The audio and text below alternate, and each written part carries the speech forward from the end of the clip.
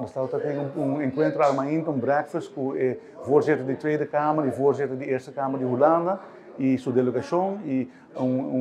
grupo de comerciantes que querem em Oranjestad e na Wilhelminastraat e a nós intercambiar com a ideia que o tour Aruba está fazendo, que o governo está fazendo e que o setor privado está fazendo e que nós queremos a combinação entre o setor privado e o governo para desenvolver no centro de Oranjestad. Ela vai de uma forma ameno e me tenho visto como você sente que o desse tanto entusiasmado com todo o plano e todo o desenvolvimento que tem no centro de Oranjestad. A cooperação com o Holanda que era sempre importante, se me quer subrayar, há também um encontro aqui, samenwerking com o landspakket, também conosco recentemente chega a entendimento com o Holanda para hire uma pessoa para ajudar-nos para desenvolver o centro, desenvolver beleid integral, uma pessoa que tem experiência nessa aqui, e dessa maneira nós conosco seguir busca partnerships com o melhor outcome para Aruba. E me também queda